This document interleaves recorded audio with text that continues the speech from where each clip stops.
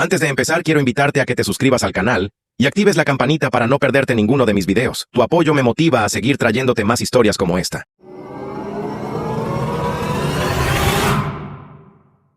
Mi hermano abusó de mi prometida en la fiesta de mis padres y pensó que se saldría con la suya. Mis padres lo defendieron. Insistieron en que fue culpa de ella e intentaron silenciarnos, pero cuando el jurado lo declaró culpable y su negocio se vino abajo. Ahí sí entendieron cuánto puede costar realmente la lealtad mal puesta. Tengo 29 años, trabajo como técnico de mantenimiento de aviación en un aeropuerto Origin y crecí siendo el eterno segundo lugar detrás de mi hermano mayor, Cole, el hijo dorado al que mis padres todavía adoran. Yo era el niño que desmontaba motores. Él era del que presumían en todos los eventos de la iglesia. A veces uno siente desde pequeño que su papel ya está escrito, como si el guión familiar tuviera protagonistas y extras. Y a mí me tocó ser extra en mi propia casa. Hace unos 4 años conocí a Luna, hoy mi prometida. Llevamos comprometidos unos 8 meses y planeamos casarnos en octubre. Ella enseña a niños de tercer grado, yo mantengo aviones en el aire.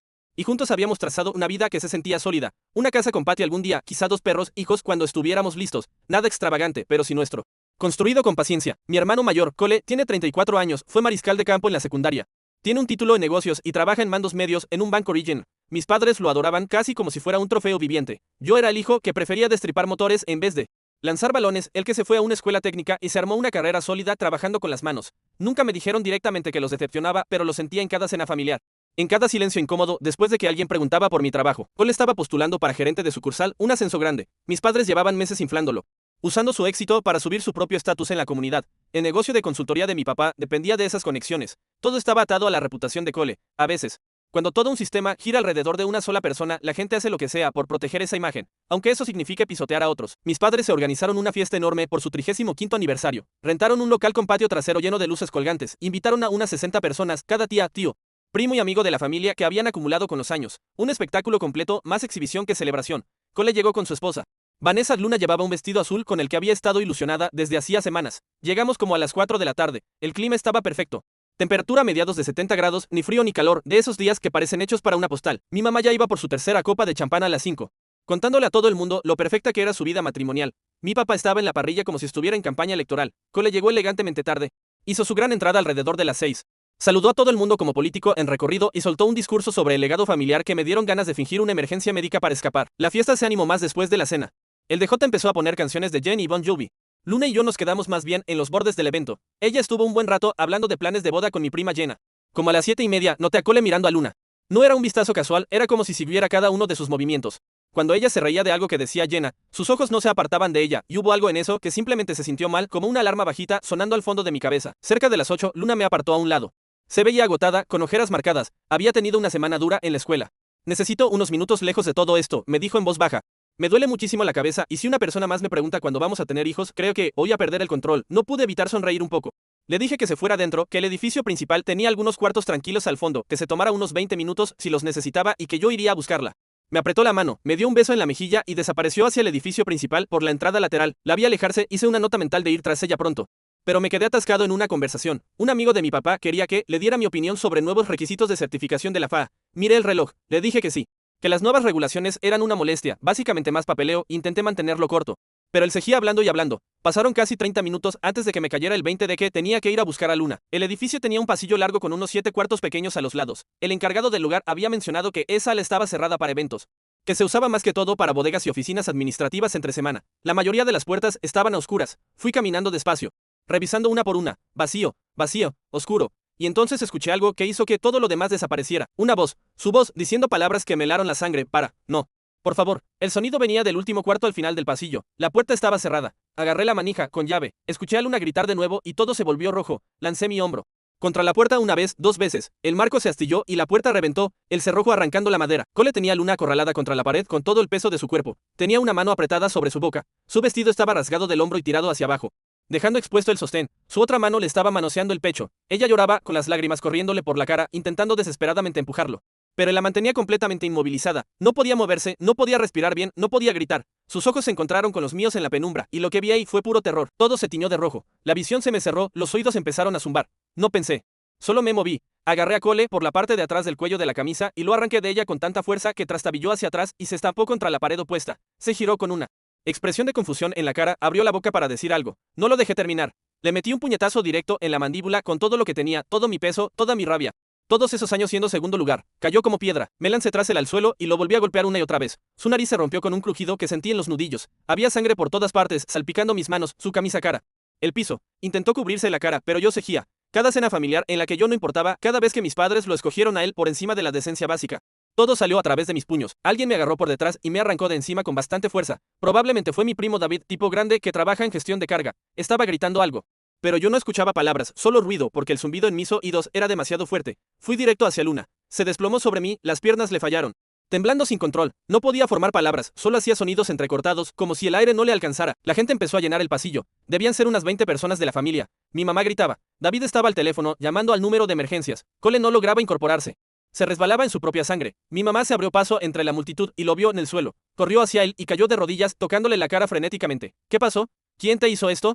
Dios mío, Cole. Luego me miró a mí, vio la sangre en mis manos y entendió. Su expresión cambió a odio puro. ¿Qué le hiciste a tu hermano? Le dije que le preguntara qué estaba haciendo cuando entré. Cole jamás haría algo así, debe haber algún malentendido, insistió. Miró más allá de mí, hacia Luna, hacia su vestido roto, sus lágrimas, su miedo. Por un segundo pensé que quizá vería la verdad. En cambio, le soltó a Luna. No habrás malinterpretado sus intenciones, cariño. Dijiste algo que lo hiciera pensar que tú querías. Me puse delante de Luna. Mi voz salió fría. Muerta, aléjate de ella, ahora mismo. Mi papá llegó, se abrió paso, lo vio todo, Cole sangrando, yo con las manos llenas de sangre, Luna llorando. La familia mirando. Se le notó en la cara cómo se activaban los cálculos, cómo iba a manejar esto, cómo minimizar el daño. Luna por fin habló. Apenas era un susurro, pero todos se callaron para escuchar. Contó todo, como Cole la siguió hacia adentro, la acorraló en ese cuarto, cerró con llave. La agarró cuando intentó irse, le tapó la boca cuando gritó, le rompió el vestido tirándolo hacia abajo, la manoseó, le dijo que lo había estado provocando toda la noche. Que ella lo quería, como ella peleó, pero él era demasiado fuerte. Mi mamá empezó a llorar, pero no por Luna. Lloraba por Cole, por su cara, por su carrera, por la imagen de la familia. Las sirenas se oían cada vez más cerca.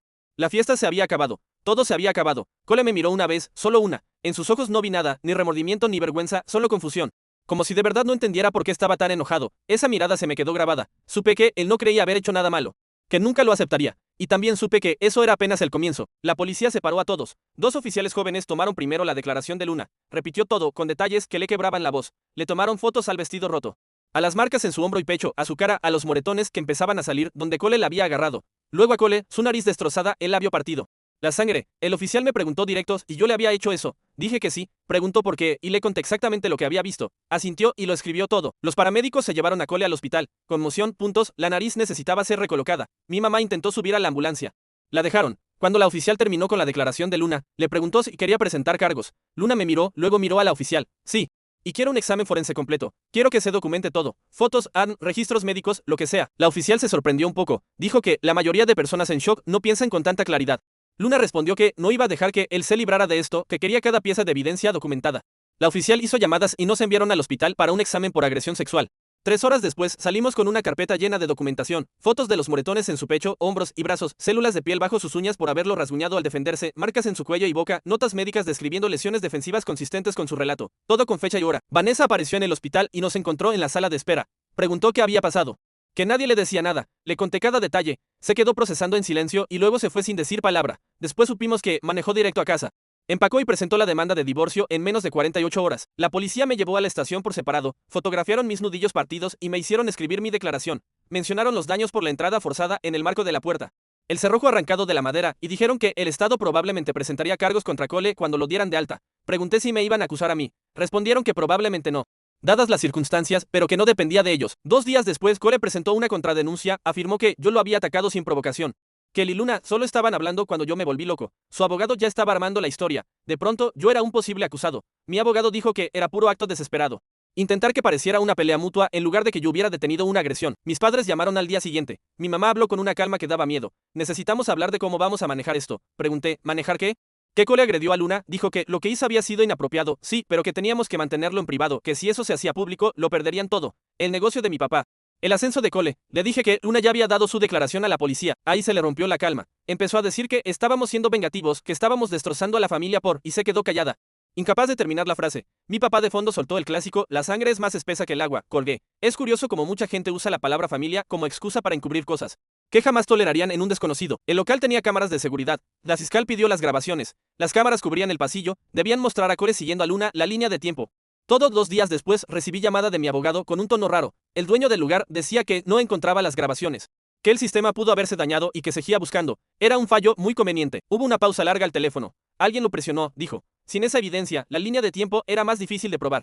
Y el abogado de Cole se lanzó de inmediato a aprovecharlo. El vestido roto de Luna se volvió prueba clave. La defensa contrató a su propio perito, que afirmó que podía haberse rasgado durante mi pelea con Cole, que la evidencia forense era ambigua. Mis padres iniciaron una campaña. Empezaron a llamar a familiares diciendo que Luna era dramática, inestable, que solo quería dinero, que Cole había cometido un error, sí, pero que no merecía que le arruinaran la vida, que yo estaba siendo manipulado. La mitad de la familia se lo compró. La otra mitad simplemente dejó de contestar. Cuando una verdad incómoda divide así, uno ve quién prefiere la paz falsa a la justicia. Mi prima Jenna me llamó aparte una noche. La voz le temblaba. Me dijo que había visto algo en la fiesta, que Cole había estado mirando a Luna toda la noche, siguiéndole la pista, que también lo vio seguirla hacia el edificio, esperar un minuto y luego entrar detrás de ella. Le pregunté si testificaría. Hubo un silencio largo. Escuché su respiración. Dijo que sus papás la desheredarían. Le dije que era su decisión, pero que ayudaría mucho. Al final, cuando volvió a hablar, su voz sonaba más firme. Dijo que lo haría, que no podía quedarse callada. El abogado de Cole intentó que excluyeran su testimonio, pero el juez lo negó. También tuvimos que posponer la boda. Octubre vino y se fue mientras estábamos hundidos en trámites legales. Ni siquiera podíamos pensar en celebrar nada. Luna lloró cuando cancelamos el depósito del salón. Es duro ver cómo los sueños se ponen en pausa por culpa de alguien que nunca pensó en las consecuencias. 3 semanas después, mis padres aparecieron en nuestro departamento sin avisar. Mi mamá empezó a hablar antes de que pudiera cerrar la puerta. Dijo que necesitábamos resolver esto en familia, que Cole estaba arrepentido, pero que su abogado le había dicho que no podía decirlo. Luna salió del dormitorio y mi mamá intentó abrazarla. Luna se echó para atrás rápido y le dijo que no la tocara. La cara de mi mamá se vino abajo y cambió de estrategia al modo maternal. Dijo que entendía que Luna estaba confundida y alterada, que a veces los recuerdos no la dejó terminar. Le dije que se largaran, que tenían 10 segundos. Mi mamá dijo que no me atrevería y saqué el teléfono para marcar a emergencias. Se fue. Pero antes de irse dijo, estás tirando a tu familia a la basura por una chica. Ese día entendí que, para ellos, yo nunca había sido realmente parte de esa familia. Solo un accesorio mientras no chocara con su ídolo. Mi supervisor en el trabajo me llamó aparte pocos días después. Dijo que se había enterado de la situación y que tomara el tiempo que necesitara para el juicio. La fiscal, Patricia, revisó todo y dijo que teníamos un caso fuerte pese a la falta de videos, pero que Cole había contratado un abogado caro, pagado por mis padres. Ese tipo empezó a presentar moción tras moción para intentar suprimir evidencia, excluir testigos y atrasar el juicio. Mi papá mandó una carta sobre el fondo universitario. La parte de Cole ya no existía, la mía seguía intacta. Unos $85,000. Me ofreció firmarlo todo a mi nombre si ayudaba con la defensa legal de Cole. Le respondí con una sola línea, que se lo quedara. 2 días después, se presentó en mi trabajo, gritando en el estacionamiento. Seguridad tuvo que sacarlo. El director de la escuela llamó a Luna. Pensamos que la iban a despedir, pero en vez de eso le dijo que el colegio le daría licencia pagada y que su puesto estaba seguro. Vanessa también se volvió a acercar. Nos vimos en una cafetería a unos 40 minutos de la ciudad. Llevó capturas de pantalla, mensajes de texto de Cole con otras mujeres, comentarios inapropiados. Le temblaban las manos cuando deslizó el teléfono por la mesa. Dijo que los había encontrado a los 6 meses de casados, que le juró que eran bromas y que ella estaba exagerando y que se pasó 3 años preguntándose si estaba loca. Le pregunté si testificaría. Se quedó callada bastante rato. Cuando por fin me miró, tenía los ojos llenos de lágrimas. Dijo que, si lo hacía, la familia de él la destruiría. Le contesté que, si no lo hacía, él podría hacerle lo mismo a otra persona. 3 días después, llamó a Patricia y aceptó testificar. Mis padres se enteraron. Mi papá fue a casa de la mamá de Vanessa a presionarla. Empezó a golpear la puerta a las 9 de la noche. La mamá de Vanessa llamó a la policía. Él recibió una advertencia por acoso y la fiscal pidió una orden de protección. El juez la concedió, obligándolo a mantenerse a unos 500 pies de cualquier testigo. Aún así, empezaron a aparecer. Mi mamá se plantó en el supermercado donde Luna compra, en la sección de frutas, fingiendo mirar aguacates pero evidentemente esperando. Luna no lo reportó porque no tenía pruebas de que no fuera una coincidencia, y mi mamá se esfumó apenas llegué. Después lo intentó Cole. Llegó a nuestro departamento con mis papás y mi tío Frank, que es pastor. Dijeron que querían reunirse con Luna en privado para que Cole pudiera disculparse como es debido. Les dije que Luna no le debía nada a él. Mi tío dijo que yo estaba interfiriendo con el camino a la redención. Les dije que se bajaran del escalón de mi puerta. Se fueron.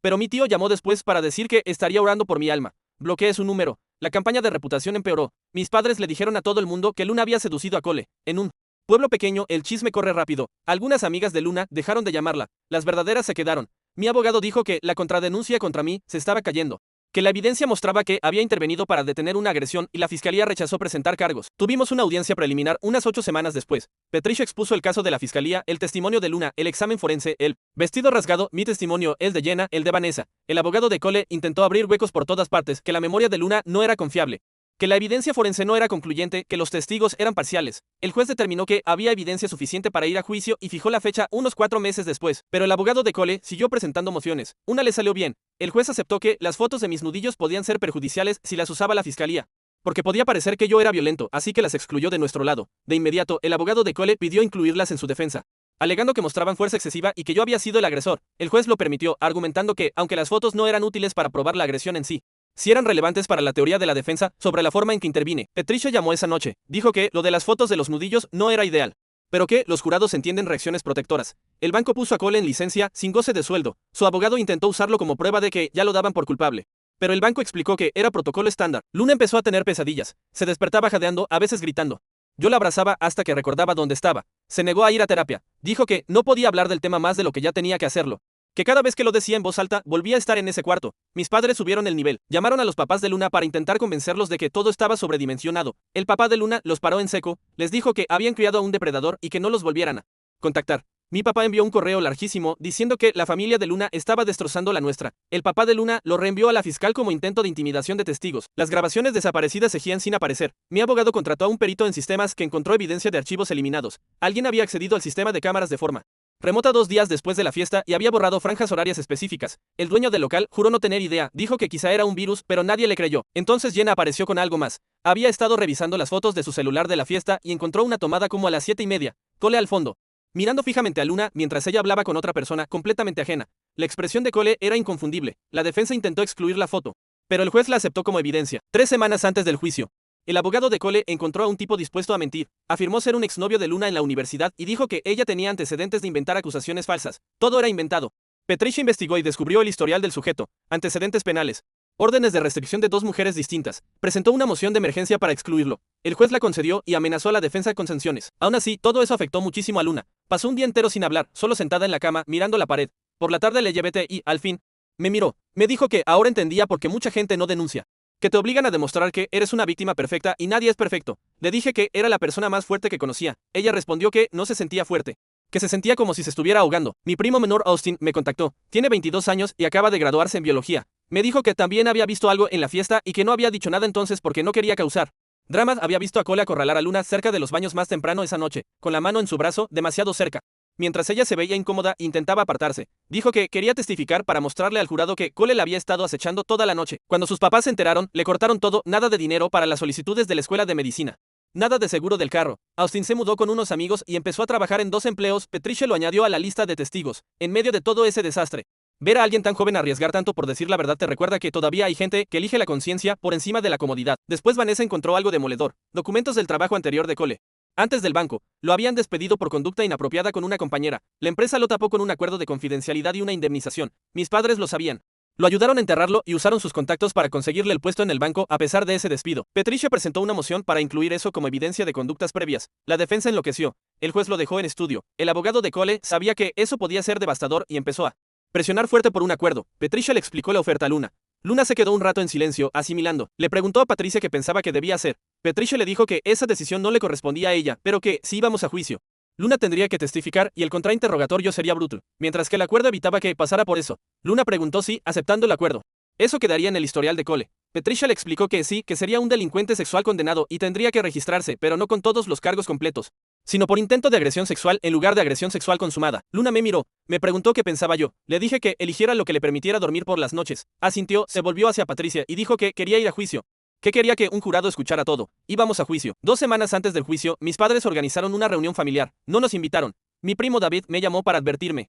Dijo que había sido bruto. Mis padres llevaron testigos de carácter para defender a Cole, su antiguo entrenador de fútbol, una señora de la iglesia, su ex jefe de antes del banco. Hicieron que varios parientes firmaran una carta pidiéndole a la fiscal que retirara los cargos. La mitad de la familia se lo creyó, la otra mitad se levantó y se fue. Jenna me llamó después. Sus padres no le hablaban y su hermano la había llamado traidora. Me dijo que a veces pensaba que quizá nada de esto valía la pena si significaba perder a toda la familia.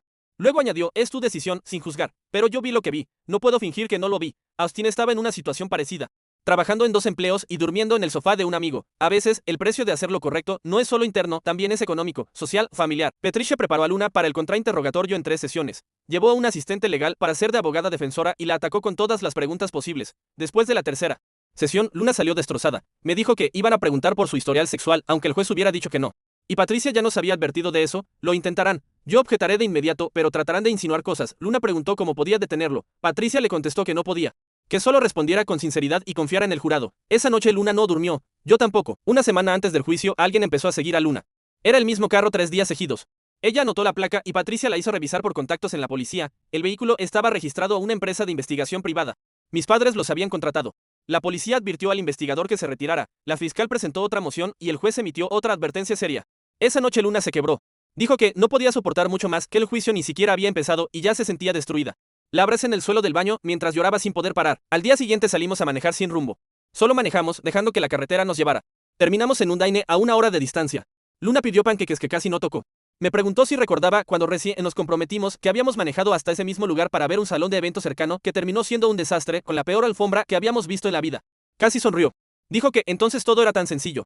Le respondí que volvería a ser sencillo, aunque por dentro no estaba seguro. Así que solo le tomé la mano sobre la mesa, como si ese gesto pudiera sostenernos a los dos. 3 días antes del juicio, el juez decidió sobre el despido de Cole de su antiguo trabajo. Lo declaró admisible porque la evidencia de un patrón de conducta era relevante. La defensa había peleado duro y perdió. El abogado de Cole hizo un último intento desesperado por un acuerdo. Patricia volvió a hablarlo con Luna, le dijo que no tenía que pasar por el juicio, que el acuerdo seguía sobre la mesa y que nadie la culparía si lo aceptaba. Luna negó con la cabeza. Dijo que necesitaba que la gente escuchara lo que pasó, no una versión reducida, sino la historia real. La noche antes del juicio nos sentamos en el sofá sin hablar. La televisión estaba encendida, pero ninguno de los dos la miraba. Luna me preguntó si creía que íbamos a ganar. Le dije que no lo sabía. Que esa era la verdad, al menos. Empezó a llorar. Dijo que no sabía qué haría si él salía libre. Le prometí que lo enfrentaríamos como fuera. La mañana llegó demasiado rápido. Me puse el traje. Luna se vistió con un sencillo vestido gris. Manejamos hasta el juzgado en silencio. Patricia nos esperaba fuera y nos dijo que la evidencia era sólida, que confiáramos en el proceso. Entramos. La sala era más pequeña de lo que imaginaba, unas 50 sillas, la mitad ocupadas por gente conocida, Jenna, Austin, los padres de Luna. Del lado de Cole estaban mis padres, sus partidarios, los testigos de carácter. Cole se sentaba en la mesa de la defensa. Se veía más viejo, con la nariz rota ya soldada pero torcida, una cicatriz visible en el labio, aunque seguía con esa postura de superioridad. La jueza entró, una mujer de unos 50 años, pelo gris recogido. Mirada afilada. La selección del jurado tomó toda la mañana. Al mediodía ya teníamos 12 jurados y 2 suplentes, 8 mujeres y 4 hombres. Las declaraciones de apertura llegaron después del almuerzo. Patricia habló primero, clara y directa. Mostró fotos del vestido roto de Luna, de las marcas en su hombro y pecho, del cuarto con la puerta forzada. Y explicó cómo yo había intervenido para detener una agresión. El abogado de Cole fue tan predecible como temíamos. Afirmó que Luna había estado coqueteando con Cole, que había entrado a ese cuarto por voluntad propia. Que cuando yo aparecí, ella entró en pánico y se inventó la historia del ataque. Me pintó a mí como el verdadero agresor. La mano de Luna temblaba, yo la apreté con fuerza. La fiscalía llamó primero a los oficiales que acudieron al lugar. Describieron la escena, el estado de Luna, la puerta cerrada con el cerrojo arrancado del marco, las lesiones de Cole. La defensa trató de sembrar dudas, sugiriendo que los oficiales no podían saber qué había pasado antes de llegar, pero no tuvo mucho efecto. Jenna testificó sobre cómo Cole seguía con la mirada a Luna y luego la siguió hacia el edificio. La defensa intentó hacer ver eso como comportamiento normal en una fiesta, pero Jenna respondió con firmeza que había estado en muchas fiestas y que aquello no fue normal. Una de las juradas asintió apenas con la cabeza. Austin declaró sobre cómo vio a Cole acorralar a Luna cerca de los baños más temprano, demasiado cerca, mientras ella se veía incómoda. El primer día terminó. Patricia dijo que había ido bien, pero que el día siguiente sería más duro. Pedimos comida china para llevar y nos quedamos picando fideos que casi no probamos. El segundo día comenzó con el testimonio de Vanessa, contó él. Comportamiento controlador de Cole durante su matrimonio, sus celos, su manera de aislarla, los mensajes inapropiados que encontró. La defensa la atacó fuerte, insinuando que estaba mintiendo por despecho. Vanessa miró fijamente al abogado y dijo que, en realidad, estaba agradecida por el divorcio porque la había salvado de un hombre peligroso. Entonces Patricia soltó la bomba. Sacó la evidencia del despido previo de Cole, la conducta inapropiada con una compañera, el acuerdo de confidencialidad. Como mis padres lo supieron y lo ayudaron a enterrarlo, el abogado de Cole objetó, pero ya era tarde, el jurado escuchó cada palabra. Mis padres parecían devastados. Luego vino mi testimonio. Relaté cómo los encontré, cada detalle, la mano de Cole sobre la boca de Luna, el terror en la mirada de ella, el vestido rasgado y tirado hacia abajo, su mano manoseándole el pecho. La defensa intentó pintarme como alguien inestable, sugirió que llevaba años buscando un pretexto para golpear a Cole. Respondí que cualquier hombre que no defendiera a su prometida en una situación así no valía la pena. Sacaron las fotos de mis nudillos e insinuaron que había usado fuerza excesiva. Expliqué que me detuve en cuanto alguien me apartó. Patricia ya me había advertido en el almuerzo que mostrara algo de conciencia sobre las consecuencias de la violencia si lo volvían a sacar. 2 jurados se veían incómodos, pero atentos. En el IDEC, la fiscal me preguntó si me arrepentía de lo que hice. Me tomé unos segundos antes de responder que me arrepentía de que las cosas hubieran llegado tan lejos. Que ojalá los hubiera encontrado antes, pero que no me arrepentía de haberlo detenido. Entonces Luna subió al estrado. Caminó despacio, juró decir la verdad y se sentó. Fue desgranando toda la noche, entrar al edificio, sentir que la cabeza le explotaba, ver que Cole la seguía. El cuarto, lo que él dijo, lo que hizo, cómo cerró con llave, cómo le tapó la boca cuando intentó gritar, cómo le rompió el vestido, cómo le tocó el pecho. El miedo que sintió, su voz se mantuvo firme durante su declaración directa. El contrainterrogatorio fue brutal. Fueron unas 3 horas de preguntas sobre su ropa, sobre por qué fue a un cuarto privado, sobre por qué no gritó más fuerte, sobre si yo era controlador. Luna contestó todo con calma, sin titubear. Luego el abogado intentó preguntar sobre sus relaciones pasadas. Patricia objetó y la jueza le dio la razón. Trató de meterse en su historial sexual. Patricia volvió a ponerse de pie y la jueza, otra vez, sostuvo la objeción y advirtió a la defensa que, si hacía una pregunta más inapropiada, lo declararía en desacato. El abogado retrocedió y cambió de táctica, preguntando si ella buscaba dinero. Luna se rió, un sonido seco, y le dijo que ganaba su propio dinero enseñando a niños, que no necesitaba nada de él. El abogado probó un último ángulo, diciendo que el vestido pudo haberse rasgado cuando yo ataqué a Cole. Luna le recordó la línea de tiempo, que los oficiales la fotografiaron de inmediato y que el examen médico documentó todo antes de que siquiera me separaran de Cole. Dijo que la evidencia médica no miente. Aunque los abogados lo intenten, la jueza la regañó por el tono, pero un par de jurados sonreían. Cuando Luna bajó del estrado, había sobrevivido a lo peor. El tercer día fue para los testigos de carácter de la defensa. El entrenador de fútbol, la señora de la iglesia y el antiguo jefe hablaron de lo buena persona que era Cole, de su compromiso, su liderazgo, su fe. Patricia no los atacó, solo dejó claro que ninguno estuvo en la fiesta ni vio lo que pasó. Y entonces le tocó a Cole subir al estrado. Su abogado lo vio por su versión de los hechos, que Luna supuestamente le mandó señales, que le tocó el brazo, que fueron al cuarto porque ella quería privacidad, que las cosas se pusieron intensas pero consensuadas, que cuando yo entré, ella se asustó y fabricó la acusación. Patricia lo destrozó en el contrainterrogatorio.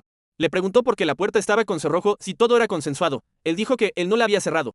El informe policial decía claramente que el cerrojo estaba activado y que hubo daños por entrada forzada. Le preguntó por el vestido rasgado. Él afirmó que se rompió cuando yo lo ataqué, pero las fotos mostraban a Luna con el vestido ya roto antes de que yo lo tocara. Preguntó por qué Vanessa lo dejó, balbuceó. Preguntó por el despido anterior. Dijo que fue un malentendido, pero los documentos contaban otra historia. Cada respuesta lo hacía ver peor, sudando, contradiciéndose, tropezando con sus propias mentiras. Los alegatos finales llegaron al cuarto día. Patricia unió todas las piezas, mostró cómo la historia de Cole no cuadraba con la evidencia física, con los testigos, con su historial documentado. El abogado de Cole habló de duda razonable, de recuerdos imperfectos, de una tragedia familiar. Dijo que el Estado quería arruinar la vida de un hombre por simples alegaciones. Sonó débil. El jurado deliberó unas 8 horas. Nosotros esperamos en una sala aparte. Luna se quedó casi inmóvil, mirando al vacío. Yo caminaba de un lado a otro. Patricia revisaba su teléfono, sin mucho que decir, alrededor de las 6 de la tarde. Nos llamaron de nuevo a la sala. La jueza le pidió al portavoz del jurado que leyera el veredicto. Culpable. Luna se desplomó contra mí llorando, temblando de pies a cabeza, detrás de nosotros.